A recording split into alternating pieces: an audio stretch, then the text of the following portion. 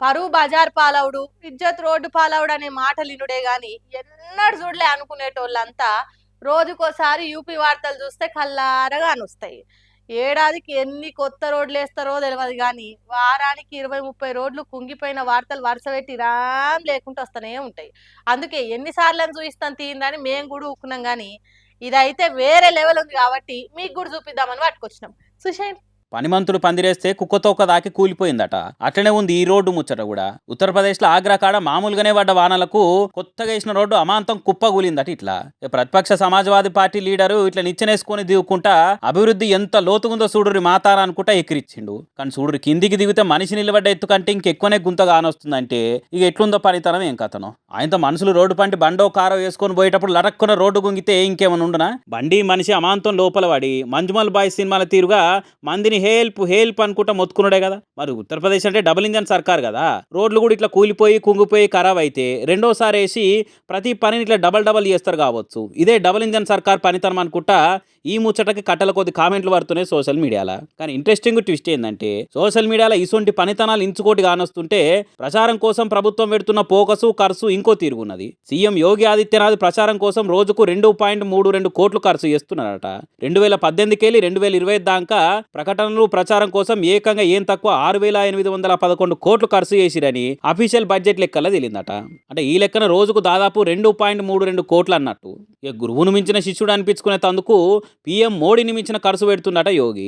సెంటర్లో మోడీ సర్కార్ 11 ఏళ్లల్లా రోజుకు దాదాపు 1.5 కోట్ల దాకా పెట్టిన ఖర్చు కంటే యోగి సర్కార్ చేసిన ఖర్చే ఎక్కువట.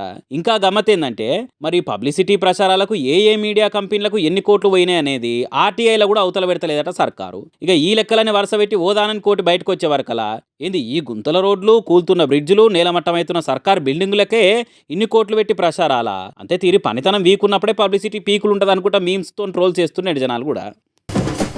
జంతర్ మంతర్లో జరిగిన జంజీల పోరాటం దేశమంతటా కొట్లాటను నేర్పినట్టే కొడుతుంది. అన్యాయం జరుగుతుంటే అస్సలే ఊకోవద్దనే స్ఫూర్తిని నింపినట్టే కొడుతుంది. మూలకున్న ముసలమ్మ కూడా గోషి పెట్టి జంగు లేపేటట్టే ఉన్న జంజీల కొట్లాట చేయంగా. ఎందుకు ఇట్లా చెప్తున్నా అంటే ఇగో ఈ పిల్లగాండ్ల పోరాటం చూస్తే మీకు కూడా గట్లనే అనిపిస్తుంది. అరలేసి కొడితే పిల్లి కూడా తిరగబడి పీక కొరికి చంపుతుంది అన్నట్టే చేసిండ్రు మాటలు రాని పిల్లలు. రాజస్థాన్ సర్కార్ కు సల్ల చెమటలు పట్టించి చంపినంత పని చేసిండ్రు. కష్టాలు తీర్చేతానికి సర్కార్ ఆఫీసర్లు వీళ్ళ కాళ్ళ కాడికి కదిలొచ్చేటట్టు చేసిండ్రు. అది కూడా ఒక్క మాట మాట్లాడకుండా గుండు పిన్ను కింద పడ్డంత సప్పుడు కూడా రానంత సైలెంట్ గా పోరాటం చేసి అందుకే దేశం పబ్లిక్ అంతా వీళ్ళ పోరాటానికి సప్పట్లు కొడుతుండ్రు. రాజస్థాన్ రాష్ట్రం జైపూర్ లో ఉన్న సేద్ ఆనందీలాల్ పొద్దార్ అనే చెవిటి మూగబడి పిల్లలు వీళ్ళంతా. వీళ్ళకి నోరు లేదు, ఇనబడదని బడి నడుపుతున్న వాళ్ళు ఇష్టం ఉన్నట్టు చేసిండ్రట. ఓ ఆడవిళ్ళని షిడాయించిండ్రట. రేవు తావు లేని తిండి పెడుతున్నారట. అంతేకాదు ఆ బడిలో సౌలత్ల సక్కదనం తిక్కలేసేటట్టే ఉన్నదట. సైగలతో చదువు చెప్పే సార్లు సరిపోను లేరట. అట్లా సబ్జెక్టులలో ఉన్న సిలబస్ పూర్తి కాకుండానే చదువులు ఒడుస్తున్నాయట. ఆడపిల్లలకు లేడీ మేడాలు పాఠాలు చెప్తలేరట. బాత్రూంలకు తలుపులు తాళాలు ఇవ్వట. ఫ్యాన్లు తిరుగుడు లేదట. ఓసారి పైకప్పులు ఊసివాడి ఓ పిల్లగానికి నెత్తి వలిగిందట.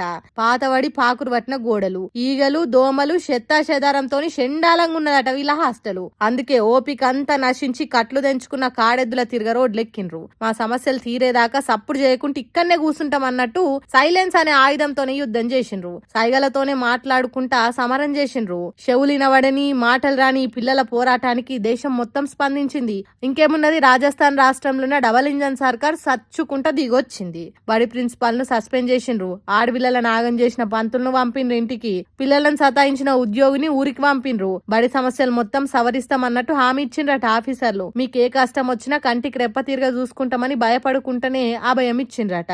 అందుకే ఇప్పుడు ఈ పిల్లలు సోషల్ మీడియాలో సొక్క వైరల్ అవుతుండ్రు. సైలెంట్ పోరాటం చేసి సర్కార్ కు సల్ల చెమటలు పట్టించినందుకు దేశం పబ్లిక్ అంతా మెచ్చుకుంటుండ్రు. జంజీల తీరుగా నినాదాలు ఇచ్చుడు లేదు. సర్కార్ ను ఒక్క తిట్టు తిట్టలేదు. మోడీ సార్ ను పల్లెత్తు మాట అనలేదు. అయినా వణికిచ్చిండ్రు అందరిని అని కామెంట్లు పెడుతుండ్రు. మరి మీకేమనిపించింది అనేది కూడా కామెంట్ చేయండి.